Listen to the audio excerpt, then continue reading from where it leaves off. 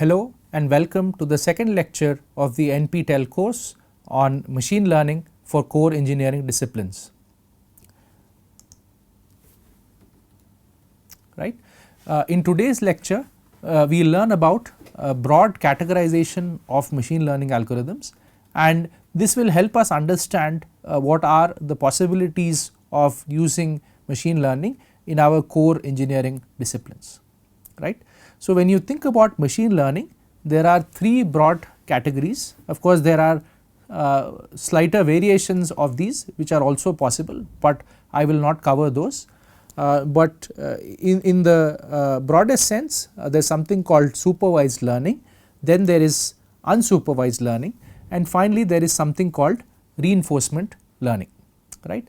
So, in supervised learning, you train a model based on labels assigned to a target variable. Right. So, there is a variable of interest that we call the target variable. You are trying to predict that variable. For example, the target variable could be the temperature of a reactor in a chemical plant, or the target variable could be the heat generated by a processor, right, based on the configuration of the chip, or it could, for example, be the efficiency of a material, right, for application in batteries or electrolyzers.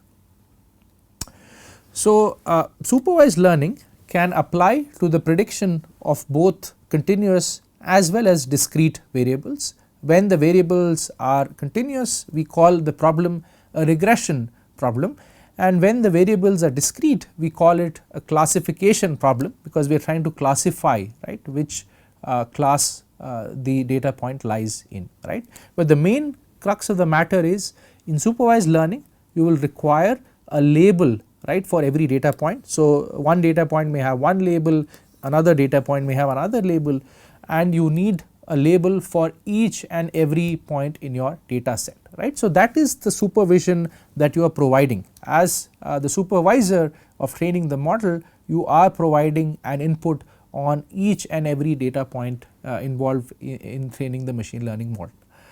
Next, we come to unsupervised learning. So, as the name suggests, here there is no supervision of the model.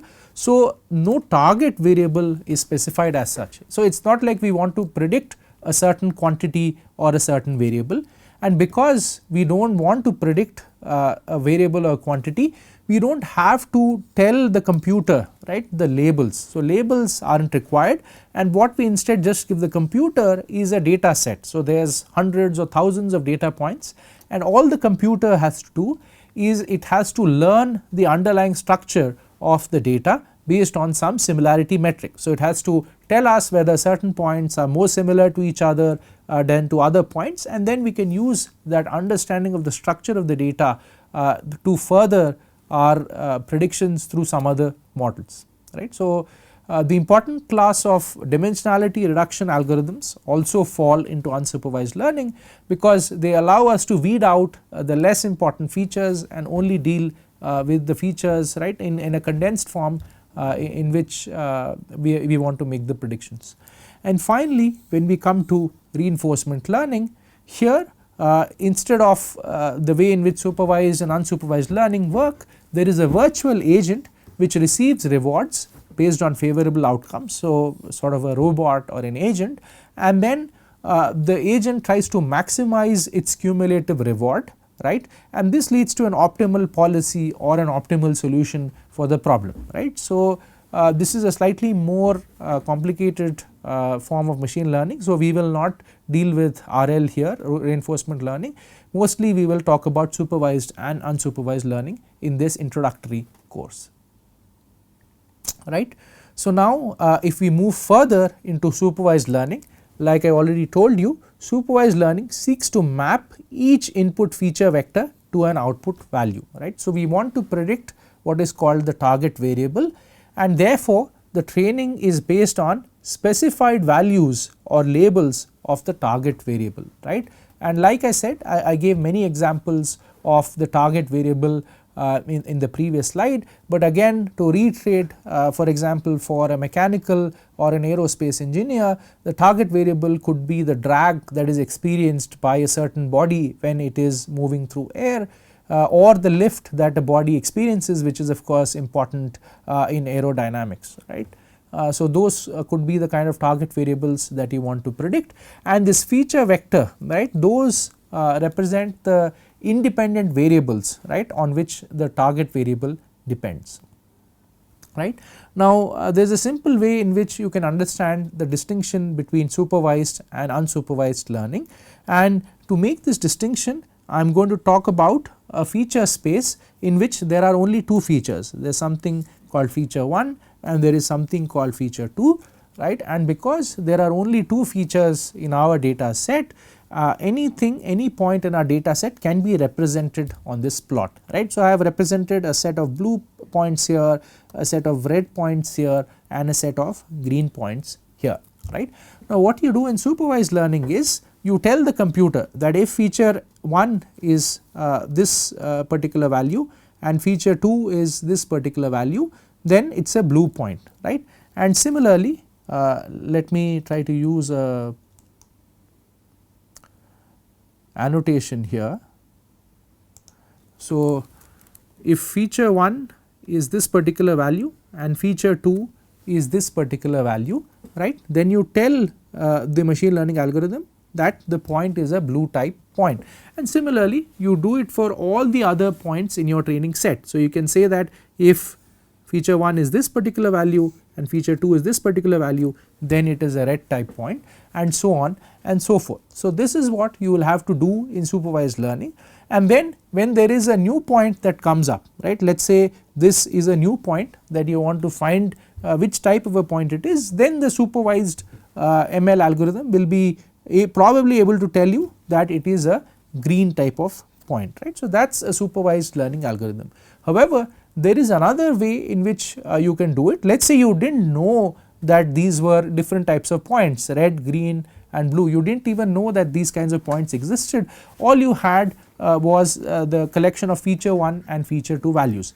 Then you would go to unsupervised learning, right, and unsupervised learning, it seeks to learn the underlying structure and the inherent patterns of the data in the feature space, right. Now in this case, just by looking we have realized that there is a pattern, there are 3 classes of points, there is a red class red, class blue and class green, but for much more complicated data sets wherein you can have many number of features, the machine learning models really simplify this analysis, right. So you are trying to look into the underlying structure and the inherent patterns of the data in the feature space, right. And dimensionality reduction, like I said, falls into this class of machine learning wherein you can combine various features into more important features, right. And finally, like I said, in reinforcement learning there is an agent, right, and the agent exists in an environment. The agent performs an action and the action changes the environment, but as a result of the action there is a certain reward or a penalty on the agent. Either the agent receives a reward or it faces a penalty, and then based on the cumulative reward or penalty the agent takes certain actions again and again, and thereby an optimal policy or optimal strategy can be formulated through reinforcement learning techniques, right. So this sort of summarizes or reinforces the concepts that you learnt on the previous slide, right. Now we can move on, right. Just like there were types of ML, there are further subclassifications of supervised learning. Like I said, supervised learning can be used to predict a continuous variable, right, and then this problem is called a regression problem, right. For example, if you are given plant data, what is the temperature of the reactor, right. This is a question that a chemical engineer may be interested in. So this is a reactor in the plant, and of course it is connected to various other units of the plant, several other paraphernalia that I have not shown here, but based on the data from all the sensors, all the controllers that exist throughout the plant, right, you may want to know what is the temperature of the reactor, and that could be very useful in averting accidents, right. Many a time there are accidents in chemical industries, that is when say a reactor explodes, or there is a runaway reaction which leads to a large amount of heat release, and therefore it poses a threat to the safety of the workers. And this can be avoided if AI or ML models can be developed that can a priori predict when we are approaching a situation like this, and immediately the plant can be shut down or certain mitigatory measures can be taken, right. So, we would be very interested in a machine learning model that can tell us what a temperature of the reactor is without measuring it, and this can also be useful in cases of sensor failure. Let us say there is a sensor on the reactor which can tell you the instantaneous temperature, but there is a possibility that a sensor or a backup sensor can fail, and the ML models can also lead to detection of such kind of faults in a plant, right. So, that is something we are therefore wanting to work on.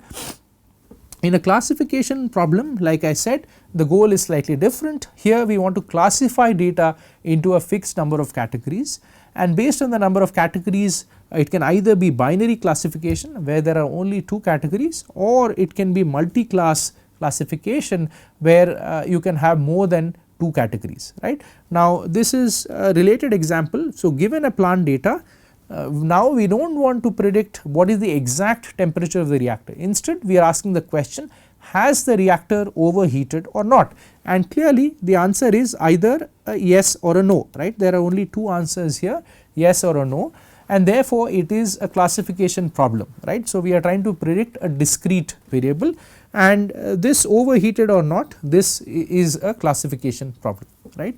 Now, in another context, someone for example may have a microscopy image of a material, and based on the image they may want to predict if the material is brittle or not. So, this is of course a yes or no question, and therefore it is a classification problem. On the other hand, they may directly want to get a handle or a prediction of the hardness of the material. This would be a regression problem, right. So, you can clearly see that as soon as you know that your problem is a supervised learning problem, you can quickly make out whether it is a regression or a classification problem, and it is important to understand which class it belongs to, because you can tailor the algorithms accordingly. There are different algorithms for regression as well as classification. So, it is important to know whether your problem is a regression or a classification problem.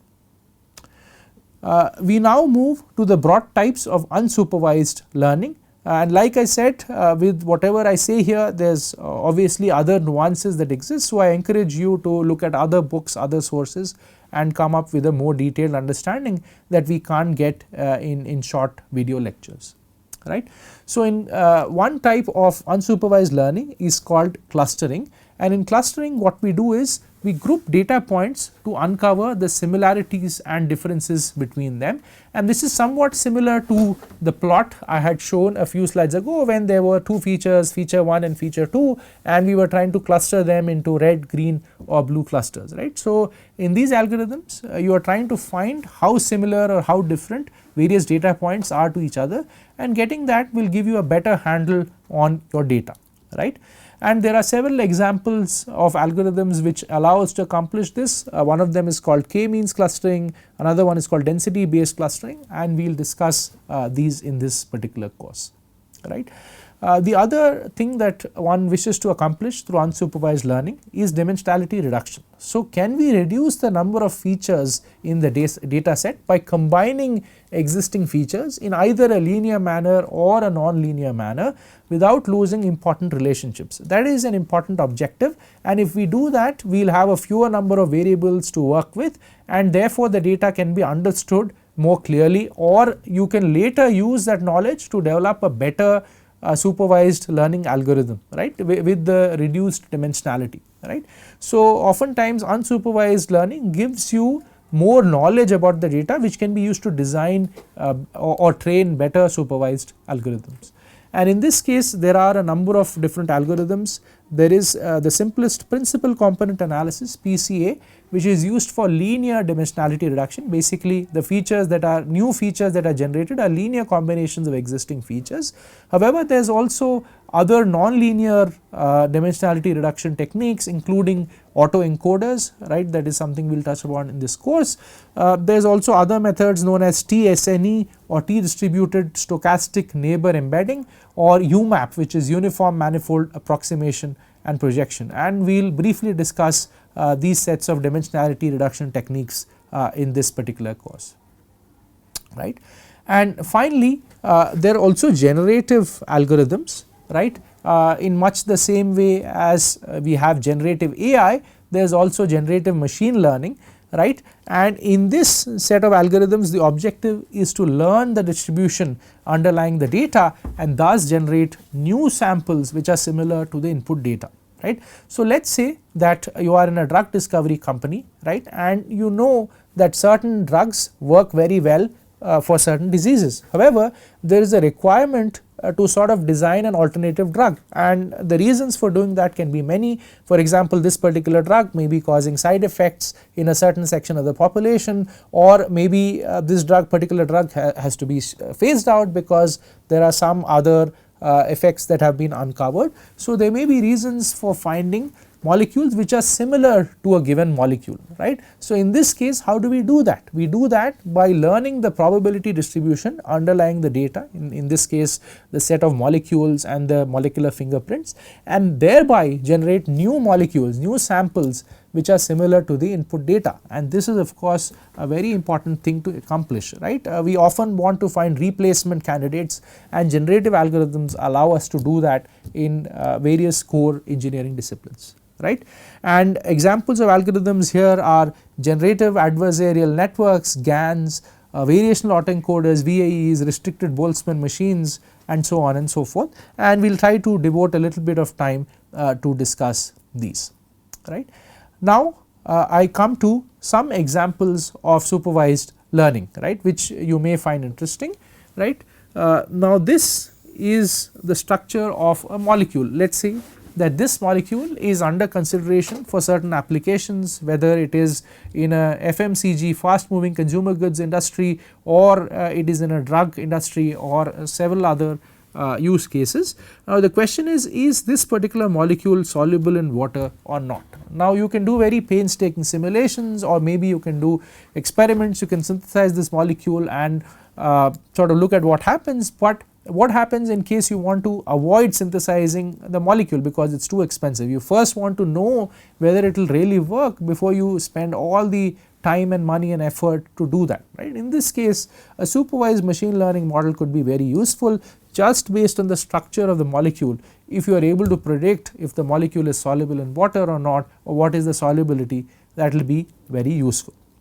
Another example especially useful in this day and age of electric vehicles is how is the performance of a battery, right. So, if you have a battery and you know what is the chemistry of the battery, how long it has been used for, what are the operating conditions and so on, you want to know what is the voltage that you are going to get, right, and this voltage can change as a function of time, and you want to predict when what voltage you will get or when a battery would fail. That is again a very important use case in this modern day and age. And finally, in terms of medicine, you can have examples when you, for example, take an X-ray, and then based on this X-ray you want to understand other data, you may want to understand whether the person is suffering from chest congestion or not, or in the recent past, for example, from COVID or not. So, these are just some of the use cases that may be interesting. You have to remember that in each case you will have to train the model, train the machine learning algorithm with some labeled data, right. You would have to give a large data set of molecules. For each of them you would have to tell whether this molecule is soluble or it is not. In the second example, you have to take a lot of different types of batteries used under different conditions, and then you have to tell the ML model what is the voltage provided by each of these batteries under each of these scenarios. And in the third case, you have to give a large number of X-ray images and the associated symptoms or parameters, and then also tell the computer whether the person was suffering from chest congestion or not, right. So, there is the requirement of labeled data that exists in each of these algorithms, in each of these examples, and that is why these are use cases of supervised learning, right. Now, there are various algorithms to be able to do supervised learning.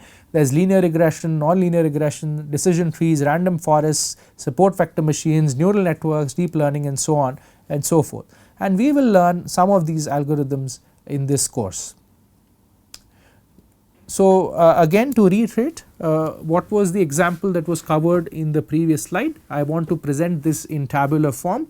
We looked at 3 examples. In the first problem, we wanted to answer whether a given molecule, right, once we know its structure, is soluble or not, and here we are looking for a yes or no answer. So, therefore, it is a binary classification model, and input features, for example, could be the molecular descriptors or the fingerprints, right. What is the bonding inside the molecule, right, how are the atoms connected to each other, right, which atoms are next to each other, how large is the molecule, right, various kinds of molecular features or fingerprints can enter into the model.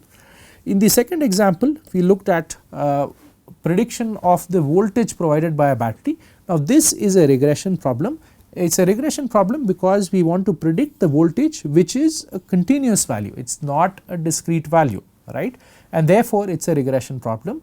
And this prediction could depend on what is the type of the battery, what is the temperature, other operating conditions, what is the chemistry being used, what is the age of the battery, what are the load conditions, and so on. And the third example we looked at was that of more related to medicine, where we wanted to know whether given an X-ray image and or various symptoms, we want to know whether a person is suffering from chest congestion or not, and because we are looking for a yes no kind of an answer, it is again a binary classification problem, right. Now, I hope that with these examples you get a good feel for what supervised learning is, and you will be able to go back in your own core engineering discipline areas and then think about what kind of problems to which you can apply supervised machine learning, right. I next want to present a few example cases of unsupervised learning which are more relevant to chemical and materials engineers, but you can look at examples from your own domain areas, right. So, a chemist or a chemical engineer may be interested in categorizing elements to find similarities between them based on their features, right. So, if you can featureize all the elements in the periodic table, right, then you can try to find similarities and differences, and this, for example, may be useful in developing new catalysts, right, new materials for various applications. And similarly, one may be interested in understanding or generating molecules which are similar to those in the training data set. I talked about a drug discovery company, for example, wanting to replace the drug molecule with another molecule, and this may be something that people working in biochemical engineering or pharmaceutical engineering may be interested in, right. In each of these cases, you would like to the computer to figure out the structure of the data, right, based on the underlying features. So, it should itself figure out the underlying structure and the patterns without being told those, and therefore, these are examples of unsupervised learning. And again, like I already told you, there are various algorithms like clustering, principal component analysis, generative adversarial networks, variational autoencoders, and so on and so forth. And we will spend some time to discuss some of these algorithms, right. Now, I want to introduce a concept in today's lecture, which is to think about supervised machine learning as a function approximator, right. At the end of the day, what are we interested in? We are interested in supervised ML to predict the value of a target variable. Let us denote this by the symbol y, and this target variable depends on a number of features. Let us say that there are n features x1, x2 up to xn, that is the notation we are using, right. And this f here, that is actually the machine learning model, right. So, the entire goal of supervised ML is to figure out what is f, right, what is the type of f and what are the parameters of f, right. So, because the machine learning model, right, can depend on certain parameters. For example, if you are familiar with linear regression, you already know that a linear regression model looks like beta 1 x plus beta naught, right. This is just a linear model with one feature, right. So, y is the target variable, x is the feature, and then beta 1 and beta naught, these are the parameters in the model, right. So, those are the parameters, and finally there also exists something called hyperparameters, right. These are not trainable parameters, but these are something that need to be fixed before you start the training process. For example, instead of a linear model, let us say you trained a non-linear model, right. So, beta 1 x plus beta 2 x squared plus beta naught, right. So, you have changed the type of the model itself. Now, this is a hyperparameter, right. You have to sort of choose whether you are going to take a linear model or you are going to take a quadratic model or a cubic model and so on, right, and that is sort of explained by the concept of hyperparameters, right.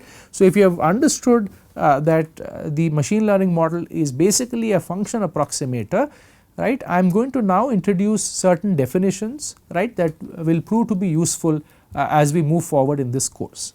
Now, what is a target variable? A target variable is the variable of interest that one desires to predict using a supervised ML model. It could be, like I said earlier, a continuous variable or a discrete variable, right. Now, features, these are the independent variables that characterize each data point in the data set. Like I said here, every data point will have a feature x1, x2, x3 up to xn. So, there are n features and then parameters, these are the learnable coefficients, also called weights, that the model learns during the model training using multivariate optimization. In the simple example of linear regression or quadratic regression I showed here, the parameters are b1 and b naught or b1, b2 and b naught, and during the training process you would want to figure out what are the optimal values of these parameters, right. So, these are the learnable coefficients or weights that the model should learn during the training process. And finally, the hyperparameters are model configurational variables, right, which specify the model architecture and affect the training process, right, and these need to be specified before the training process. For example, how fast or how aggressively are you training the model, that is something called the learning rate, or the model architecture. In this simple example, it was a linear versus a quadratic versus a cubic model, that is a hyperparameter. But if you go to more complex models like neural networks, then you will have to decide how many layers are there in the neural network, how many nodes are there within each layer, and so on and so forth, and that becomes a hyperparameter of the model. And in this course, we will learn how to tune the parameters of the machine learning model. We will also learn how to select the hyperparameters of a machine learning model, and both of these are essential to ensure that the model performs well on unseen data, right.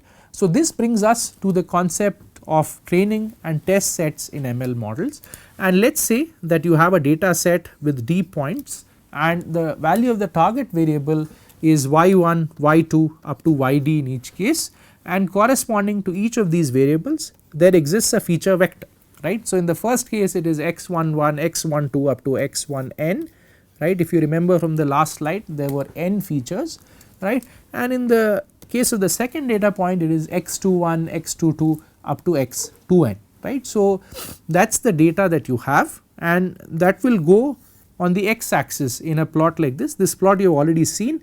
I will tell you the name of this plot. It is called a parity plot, right. It shows how the actual data compares to the predicted data, right. And in the previous slide you saw that the machine learning model is essentially a function approximator which takes the feature vector and returns a prediction, right. So, you can show the predictions y hat here, and you can show the actual data y here, and you can look at how similar or different the predictions are to the actual data, right.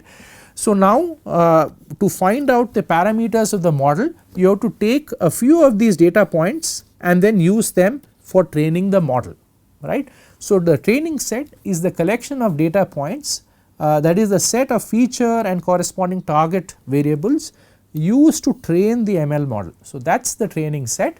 However, you can't use all the data for training your ML model, because then you won't be able to check whether the model works on data it has not seen, and that is very important in engineering applications, because you want to minimize the cost of doing simulations or experiments. So, your ML model really has to be good in real world scenarios. So, for that you have to reserve a certain amount of data which will instead feed into the test set, and the test set is a collection of unseen data points which are used to independently verify the performance of the final model after the training is completed, right. So, if you use too much data in your training set, your model may be overfit, right, and if you use too less data in the training set, the model may be underfit, and we will discuss about the issues of overfitting and underfitting in one of the future lectures, right. And this brings me to a very brief discussion on how we enable ML models to learn, and at this stage the discussion will be quite qualitative, and in the future lectures we will bring more math and more rigor into these concepts, right. So, let us take a very simple use case here. You have a data and a feature. So, this is just a 1D model, there is only one feature and you are trying to predict the target variable, and these are some data points that you see here, right. Now, on the right I have shown that a linear model works very well in this case, but as we already saw, the equation of a linear model is beta 1 x plus beta naught, right. So, we have to figure out the values of these parameters beta 1 and beta naught, right. So, that happens during the training process, and during the training process we have to monitor, right, how the model learns, right. So, the model should learn better and better, and that means it should make lower and lower errors in predicting the data points, right. The parity plot should tend to the y equal to x line as seen on the previous slide, right. So, this is quantified by something known as a loss function. Loss function is a metric that is used to quantify the performance of an ML model in terms of the errors in the predicted values versus the actual values, right.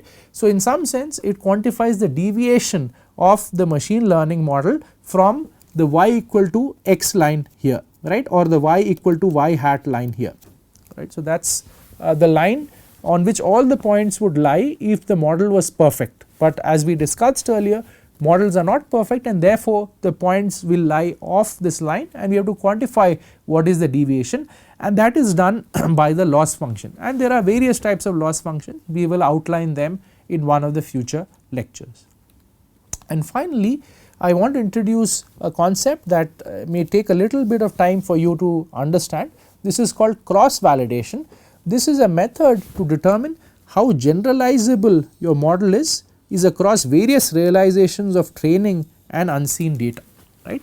Like I said on the previous slide, you split your model into a training set as well as a test set, right, but you could have split the model in a slightly different way. Some of the train points could be in the test set, some of the test points could be in the train set, right. So, now you have changed the train and the test sets, and your model performance can be slightly different. So, now if you do this over various realizations of the train and the test set, and in this case the test set is known as the validation set, you will find out how robust the model is to slight changes in the data, and this process is called cross validation, right, because you are trying to validate the model across various realizations of the train and the validation sets, and in fact this is one way to rationally choose your hyperparameters, whether you will use a linear model versus a nonlinear model versus a decision tree versus a random forest versus a deep learning model will be sort of decided by cross validation, right. You will have to try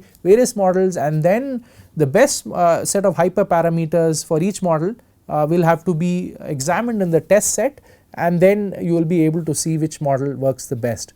At this point it may sound a bit complicated, but do not worry, we will try to work through each of these concepts in much more detail in future lectures.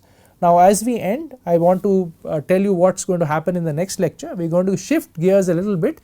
We had a nice introduction to AI ML, how it is pertinent to core engineering disciplines, and the various classifications of ML, supervised, unsupervised learning, reinforcement learning. We also looked at several examples of these in action. In the next class, we will start learning about probability and statistics, how do we analyze the mean of a data, the standard deviation, variance, and how these concepts tie into linear regression. So that will be a segue from probability and statistics to machine learning.